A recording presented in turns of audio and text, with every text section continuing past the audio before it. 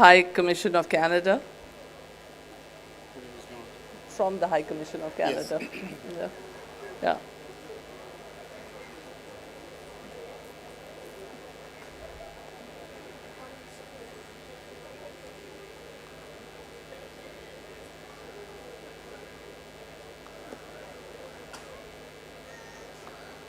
Welcome, Hanif.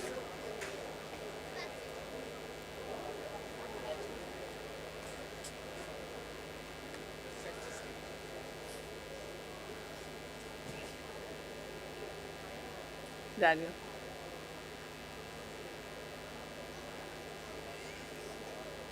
Hello, come.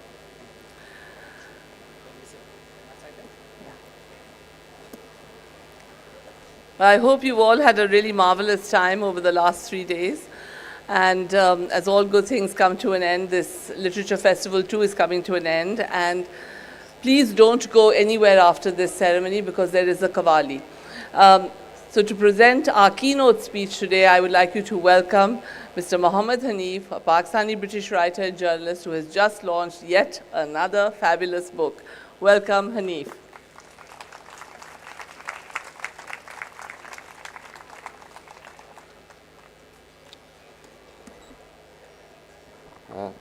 Thank you, Tammy.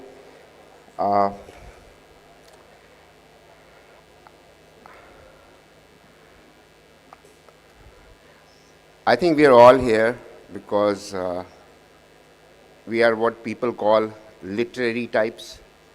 Some of us read books, some of us write them, and some of us pretend to buy them.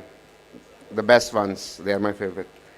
And some of us pretend to like literature, pretend to have books, pretend to be around people who are literary types. And they are the best types because I'm sure when you started reading books, it starts as a pretend thing. You carry a book around to impress your, if you are in a school or a college, to impress girls or to impress your male friends that I am more padha likha than you are. And that's where it starts.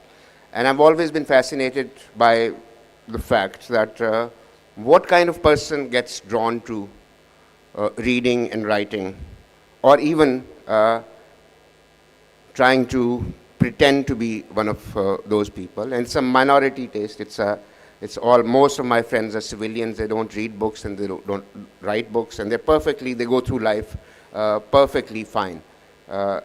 They are all great human beings. We've seen in our own lifetime some very, very well-read monsters who have libraries full of books.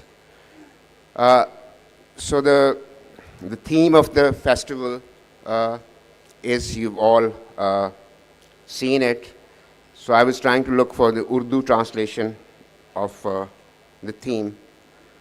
And I asked my dear friend, another writer friend, that what does this mean, perilous? Urdu mein kya kehte hain isko? And the Google says that it's khatarnak. And although he did advise me that we are literary types, so we should say pur khatar. It sounds somehow more innocuous than khatarnak.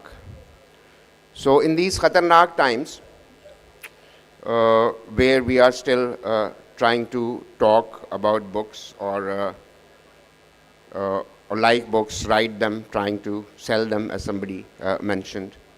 So I want to tell you a story, because books are about stories. So there's a little story about this boy who was like more literary type than anybody that I have ever met in my life.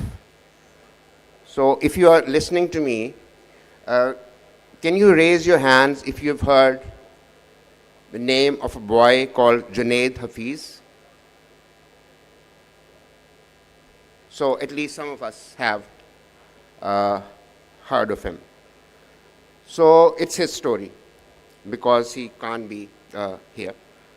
So a boy is born in Rajanpur, which is जनूबी पंजाब में एक जिसे हम कहते हैं कराची वालों को हर शहर छोटा लगता है तो वो छोटों से भी छोटा शहर है. So the boy is born there, like sort of a regular struggling family. बच्चा पढ़ाई लिखाई में बहुत तेज़ होता है तो FSC में he tops the board exam and he gets a gold medal.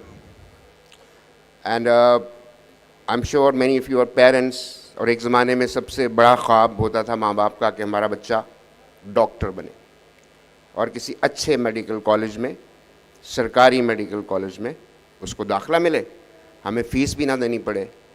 सो उसका दाखला हुआ किंग एडवर्ड मेडिकल कॉलेज में, which is probably one of the top medical colleges in Lahore. So he gets admitted to this medical college, moves to Lahore, straight from Rajanpur, does 2 years of medicine, is very good, acing all his exams. And then he gets what some of us get at some point is the book bug. He starts to read books.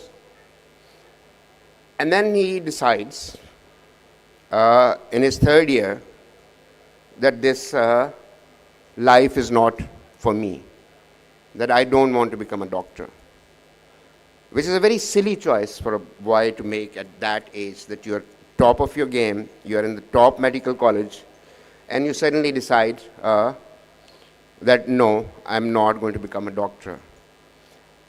And if you can go back and Google him, you can find out his interviews before whatever happened to him happened. He said, and that was his reason for leaving medicine and turning to literature. He said कि अगर मैं doctor बना तो मेरी एक ज़िंदगी होगी. I'll live only one life. It's a linear life. I will become a specialist. I'll make lots of money. I'll help lots of people. But if I keep reading books and keep writing books and keep studying literature, then I can live very many lives in just one life. So he quits medicine and starts doing what we are doing here. He becomes a literary type because वो काफ़ी पढ़ने लिखने का शौकीन था तो उसको वजीफ़ा मिल गया. He goes abroad, does his masters in literature, and then comes back to Pakistan. Bahauddin Zikriya University में he starts doing his MPhil. Again in what? In literature. And what does he start doing? Starts teaching. Guess what? Literature. And then something happens in his class or in his university. He says something. And we are lucky enough that we don't know what he said. Because if we repeat it, then we will all be there where he is now. So he gets arrested, and I'm always very love this Urdu word adab. So he does some beadbi in his class, and for the life of mine, I can't decide like how beadab can you be in an adab ki class. But that was the charge, that he said something bad, and then he was arrested. And then his first lawyer, who was pleading his case in the court, was shot dead. And then he was sentenced to death. So I was listening to his old interviews. I'm sure all of you, at some point in your life, have written a poem or tried to write a poem. When you were teenagers, that's how people start. They start and they kind of write a poem. So here's this boy in King Edward Medical College hostel, a village boy has come to the city, is in top medical college, is reading books, writing book, trying to write about it. So he wrote a poem, which I will read like a bit of. Because young people, when they start writing, they also get this idea that there should be a muse. There's somebody who they are in love with, or there's somebody who will come and whisper that thing that we call literature in their ear. So this poem he wrote to his muse, or what he thought was his muse. So it's called To You, the poem. So it says, hey you, yes you, you got all the hues, you are the sky and I am the sea. I see you in my reflection, we both seek perfection. I can yell, but I can still not tell. And it goes on, ends with like you, you, you. Now, anybody would say that it's a bad poem, right? If you wrote it in a literature class, you'll probably get B minus. So that is the kind of punishment that literary types get, like, you know, the people don't read your poems, they don't like your poems. But what he gets is, for doing his literature, death sentence. And for the last 13 years, from what I know, he's been in a solitary cell. And no judge wants to hear his appeal against his death sentence.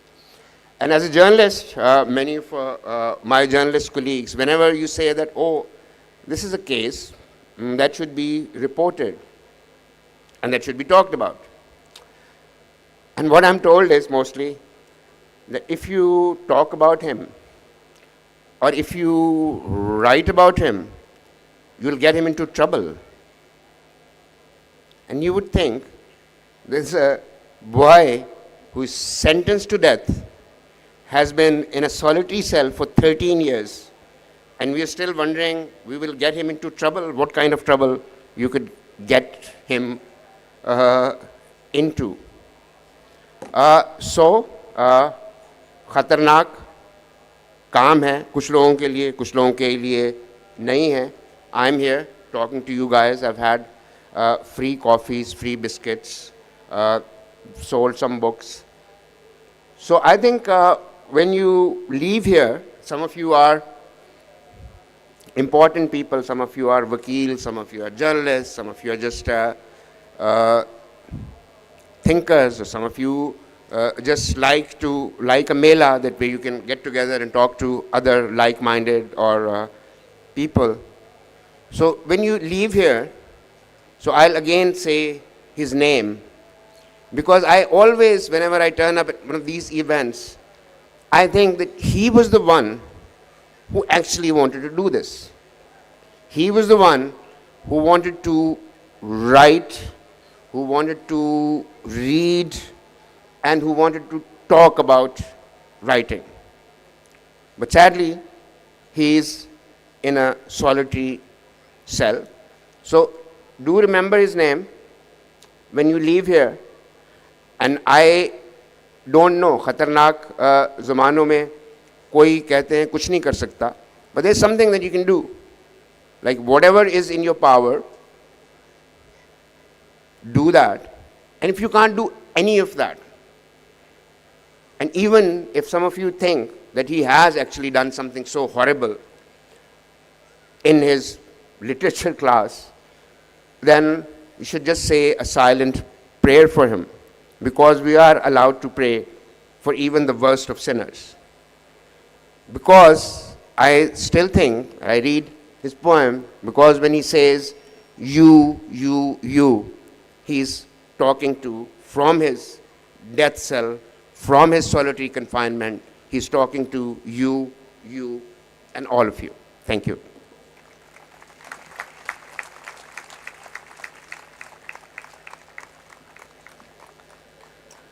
Thank you, Hanif. I think that was probably the most important talk given at this literary festival. The last 3 days, I think this is the most important thing we've heard. And please remember, there is always something you can do. And it's not just a silent prayer. There is always something you can do, and there is always something you can say. So say it, do it, but silence is not an option. So we come to the end of this festival on a very serious and somber note. And it now boils down to thanking everyone for making all of this possible. And I'd like to request Mr. Daniel Arsenault, the Counsellor, Political, Economic and Public Affairs of the High Commission of Canada, to come and present his vote of thanks. And also remember that Canada is a wonderful country, very high on the human rights scale.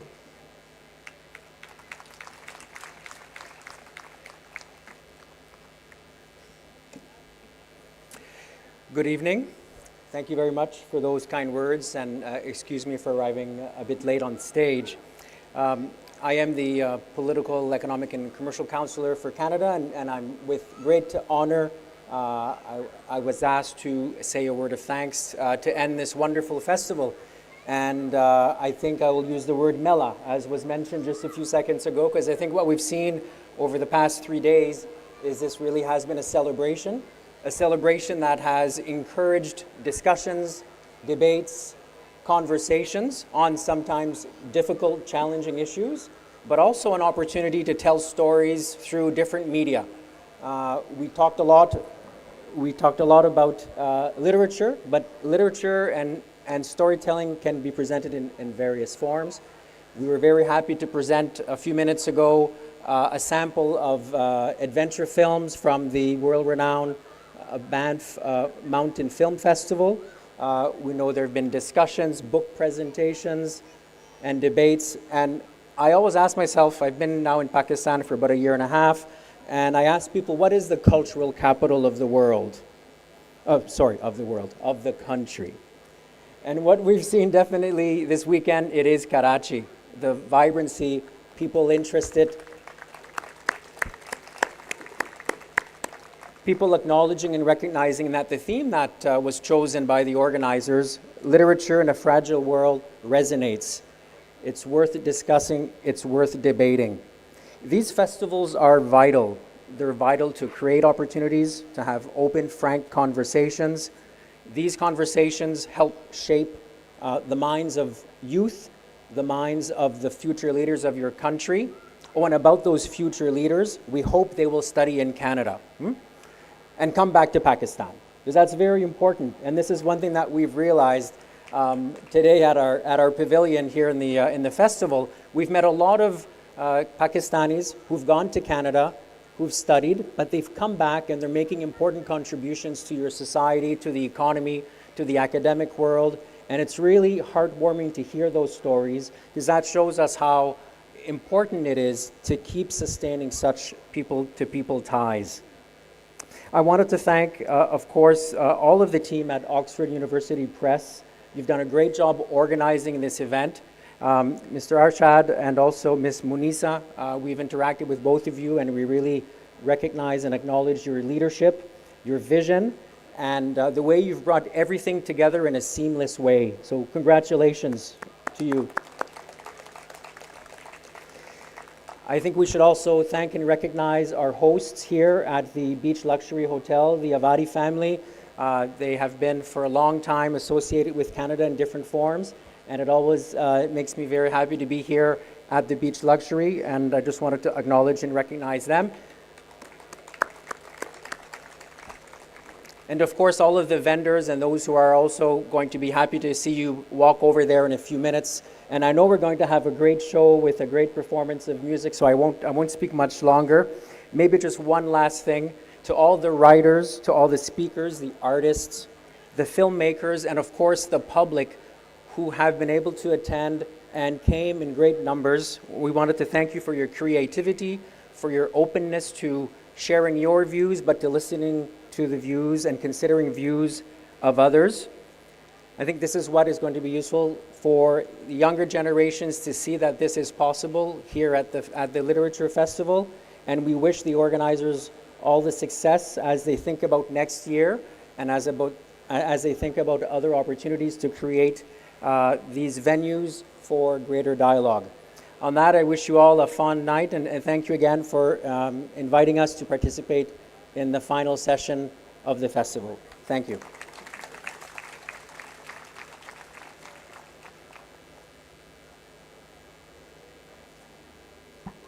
Thank you very much for that. And Canada is, of course, a destination everyone wants to go to and never come back, it seems. But anyway, hopefully they take your advice.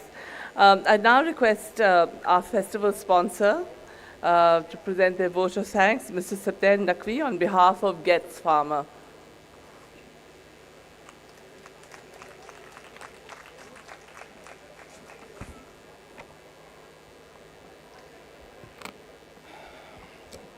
Good evening, ladies and gentlemen. It's a real pleasure to be here. We have lovely weather, Karachi, last few days of this cool weather before we descend into the heat. Congratulations to Oxford University Press for hosting the 17th Karachi Literature Festival. I still remember the first one. I was a bit younger, and it's so good to see that year after year, tens of thousands of Karachiites and other citizens of this country and from abroad come to this place to listen to wonderful speeches. We've all enjoyed multiple sessions on interesting topics. It's a veritable movable feast of ideas and debates. But I'm particularly intrigued by the theme of this year's KLF, which is literature in a fragile world.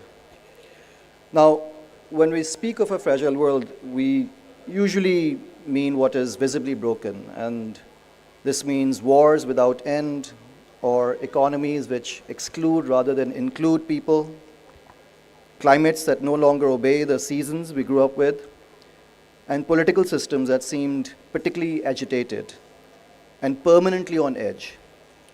But there's another kind of fragility, quieter, less dramatic, yet profoundly dangerous, because it attacks not just our borders or our buildings, but our life.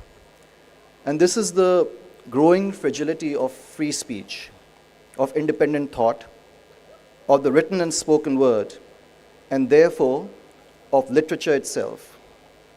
Across the world today, free speech is under pressure.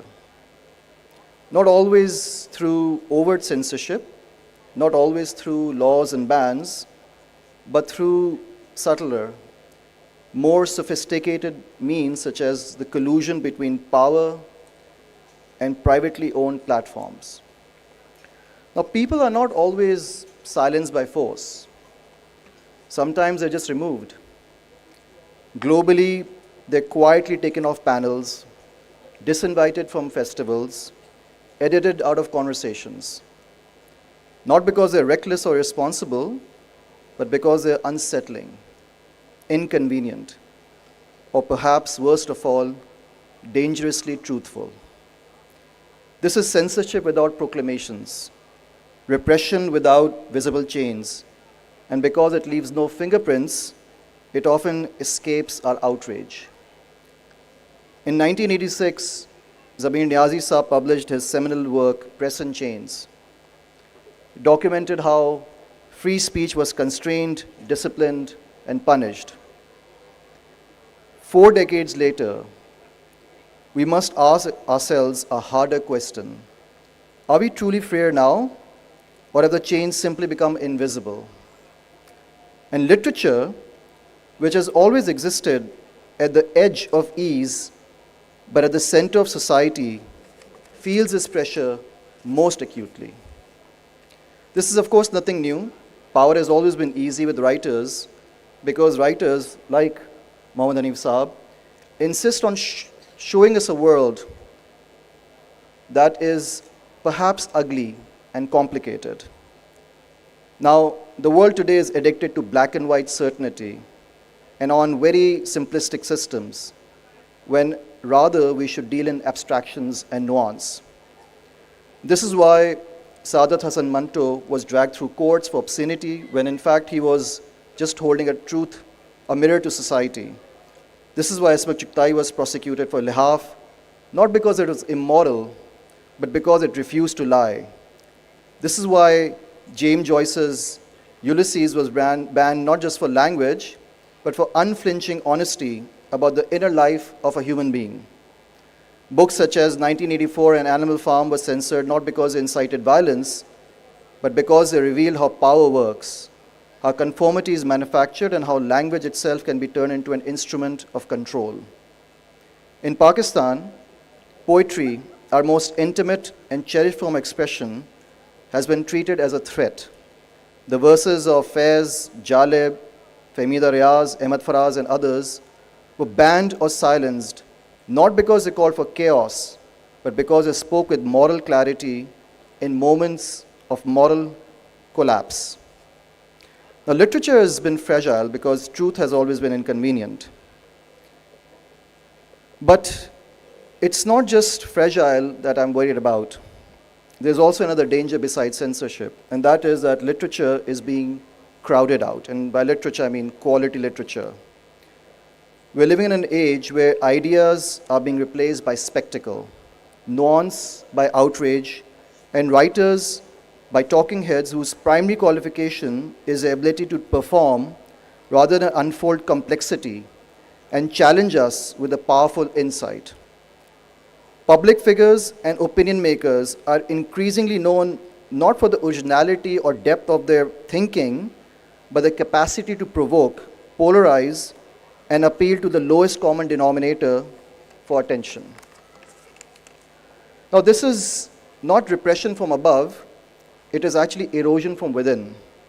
Because when a society loses patience with complexity, censorship no longer requires bans or laws, it's just a cultural preference.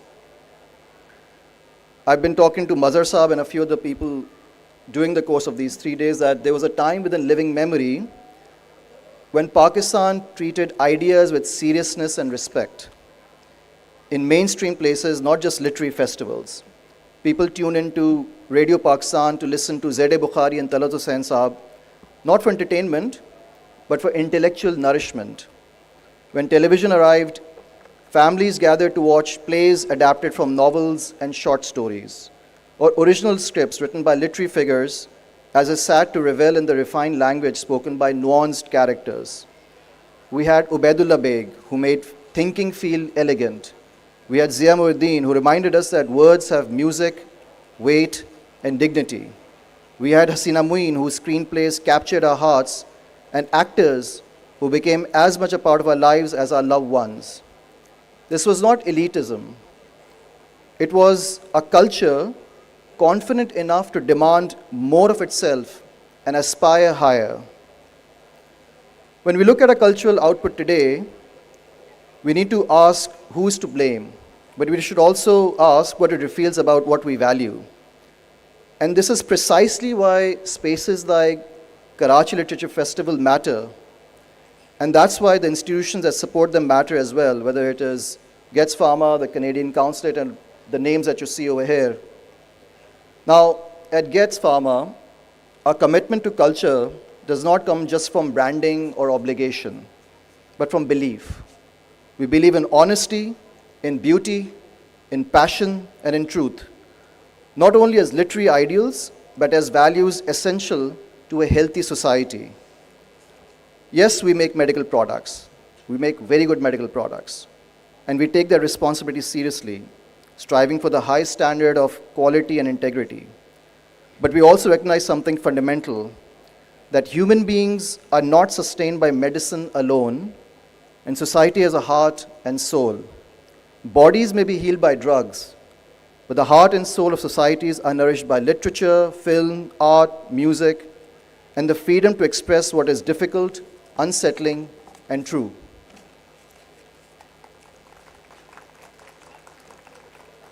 Societies that neglect its cultural and creative life may survive physically, but they begin to hollow out internally, emotionally, morally. They lose empathy, imagination, and eventually the capacity for self-reflection and humanity. Supporting literature in fragile times is therefore not a luxury. It is actually an act of faith and human spirit. And this brings me to the larger point. We live in a world that often feels unhinged. It's angry, it's noisy, it's impatient, it's brutal. It's a world where cruelty circulates faster than compassion, where conformity is rewarded, where silence is often easier than speaking the truth. And in a world which is so ugly, so brutal, we sometimes are tempted to ask whether art or literature or music or poetry still has a place. Is it just a pleasant distraction, or is it a luxury? Is it something that elites or those who believe in elitism do? Now, another anecdote that I would like to narrate away, that during the Second World War, the American poet Ezra Pound was asked a similar question, that was poetry really needed when the world was tearing itself apart? And his response was very simple.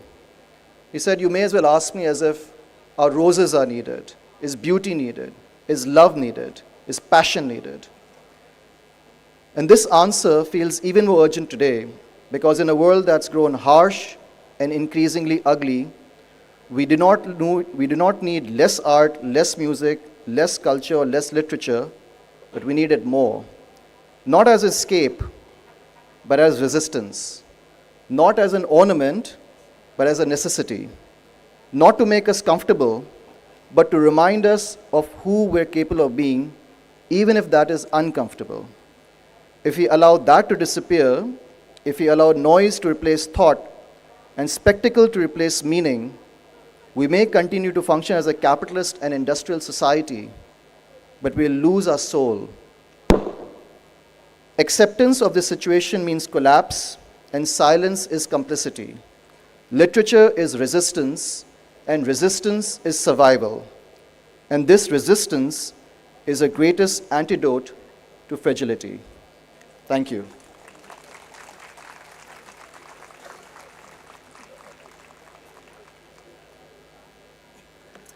Thank you very much, Siptan. That was really fantastic. We all need to hear the inconvenient truths, and I hope that KLF, with support from Getz Pharma, continue to be a forum for these truths. And just a little anecdote here. I was in Kabul several years ago, just after one of the wars, and everywhere I went, there were buildings that had been bombed, everything had bullet marks, it was really ugly. But every single place that I went to, there were containers where they grew roses. They grew them in gardens, in kiaris, in ghee tins. There were roses everywhere. They were fighting the ugliness. And I think that's what this literature festival does as well.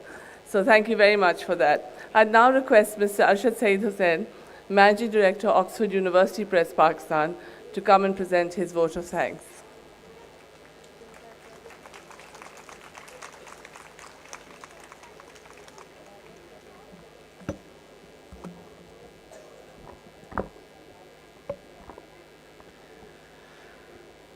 Distinguished keynote speaker, Mr. Mohammed Hanif, Mr. Daniel Arsenault, Counsellor, High Commission of Canada, Siptan Naqvi from Getz Pharma, our wonderful moderator, Aisha Tami, ladies and gentlemen, my dear friends, Assalamu alaikum.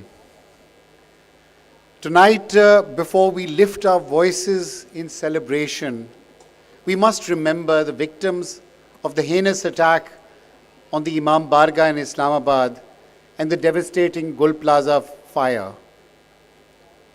We mourn the precious lives lost and pray for the injured and the bereaved. In this hour of grief, we hold fast to what this festival asks of us each year, that we remain human and humane. Because that is what Karachi Literature Festival stands for. That conversation is a way of caring, that ideas can console, and listening heals. In an era of exponential change, writers will continue to write, artists will continue to create, and scholars will continue to inquire. Festivals like the Karachi Literature Festival remain essential spaces for thought, imagination, and dialogue. Despite the sobering global issues discussed over the past 2 days, KLF is at heart a festival, a celebration of books, ideas, creativity, and community. Here, ladies and gentlemen, the jewels of our vast literacy tapestry have glittered. From the iconic Sharmeen Obaid Chinoy's fierce imagination to Sam Dalrymple's insights on shattered histories and borders, to Ikram Sehgal's reflections on power and its entanglements, we were all challenged for choice. Laleen Paul's talk on fiction at the edge of nature, and Mohammed Hanif's brilliant satirical novel. We were enthralled, captured, picked, and yes, satiated. The souls of Karachi and audiences far beyond our shores who were connected online quickened anew. Our very own stalwarts blessed us, the evergreen Iftikhar Arif Sahab, the luminous Zehra Nigah Apa, the indomitable Kishwar Naheed, the ever-provocative Asghar Nadeem Sayyed, and the discerning Nasir Abbas Nayyar, and so many more whose words have become part of our collective bloodstream. And how this festival has unfurled. Our signature mushaira rose like a tide of cadence and memory, and our Sindhi mushairo sang of the river in its own language. Sessions in education, culture, and public interest drew first blood, piercing complacencies, raising new urgencies, and pointing us towards a better tomorrow. From the great KLF debate on AI, where we wrestled with human creativity in an age of algorithms, to the inter-school debate in which our children argued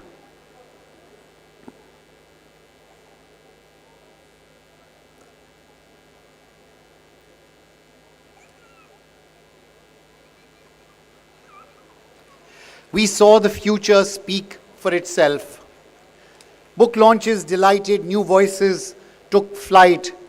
The Karachi Kacheri kept us honest and alive to our city's pulse. If at times the program felt like a generous storm, that was by design. 6 parallel sessions made us gloriously spoilt for choice. The corridors and lawns became a marketplace of ideas. Friendships were brokered in queues of teas. Alliances were forged over dog days pages. Each encounter said, in its own way, keep going, read more, think deeper, and be kinder. We have glittered in a season that Karachi quietly insists is spring. Soft breeze of the water, birds at dawn, and the gentling of the sun. Spring is the grammar of beginnings, the proof that dormancy yields to life. May it always be a grammar for our civic hope, that from the winters of fear, fear of conflict, fear of scarcity, and fear of indifference, we can craft a more hospitable common life. Yes, the work is hard, but festivals like the KLF rehearse us and prepare us for it. They teach us the habits of attention, imagination, disagreement without contempt, and solidarity without uniformity. Allow me then to offer gratitude, because gratitude is the closing stanza of any great gathering. First, to our speakers, panelists, and performers, those who traveled from afar and those who came from across Pakistan, and those rooted here in Karachi. Thank you for your labor of thought and for your generosity of spirit. To the media, print, broadcast, and digital, thank you for carrying these conversations outwards faithfully and with vigor. We are indebted to our sponsors and co-sponsors whose partnerships made this festival possible, especially the Government of Sindh, our title sponsor for the second year, whose support is vital and we deeply appreciate it. Our co-sponsors, Getz Pharma, the British Deputy High Commission, the Embassy of France, the High Commission of Canada, the British Council, Alliance Française, Goethe Institute, Coca-Cola, Tapal, NBP funds, UBL funds, Al-Amin Bank, Bank of Punjab, Dollans, ABL funds, Acumen, and RM Digital. A very special thank you to SMS Security for keeping us safe here in Karachi, and to SI Global, our digital partner, for standing with us year after year. The KLF is blessed to call the historic beach luxury hotel its home. To the Avari family and to the management and staff who hosted us with such care, thank you. Our gratitude also to our media partners at Nutshell Communications and to our tireless event organizers, Spot On and Prime Productions. Your craft and calm under pressure are the invisible architecture of this success. My heartfelt thanks to members of our advisory committee whose counsel steadies our compass, and to the KLS Advisory Board and jury for shepherding excellence with both rigor and warmth. And of course, to the KLF team at Oxford University Press. After this speech, I will be asking all the KLF team members to come on stage for a group photograph. But before I conclude, I must mention our wonderful volunteers in the red t-shirts. These young boys and girls have been the backbone of our festival. It is this generation of children who gives us hope for a brighter, bigger, better tomorrow. So thank you all, children. You've been phenomenal. You worked tirelessly, and you've helped make this festival such a huge success.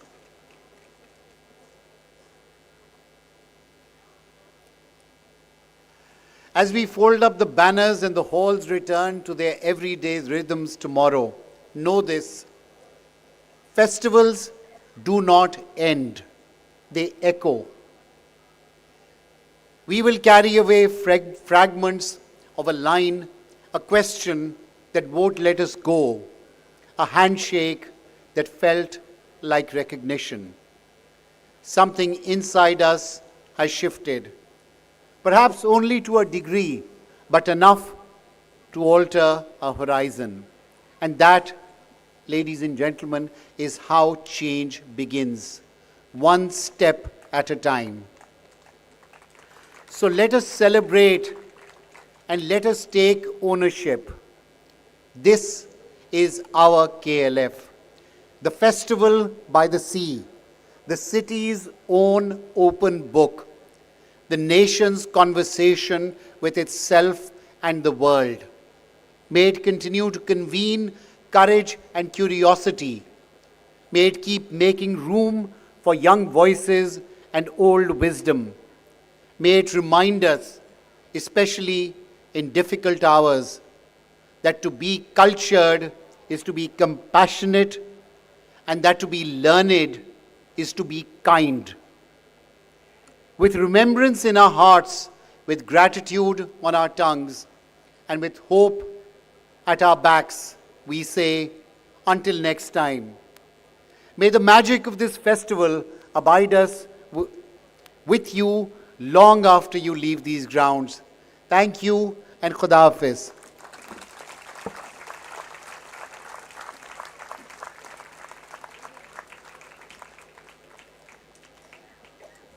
Thank you, Arshad, for that. That was really wonderful. So 3 cheers for KLF and 3 cheers for humanity. Ladies and gentlemen, there's going to be a group photograph now, but please remain seated because we have Hamza, Akram Kamal and brothers performing straight after.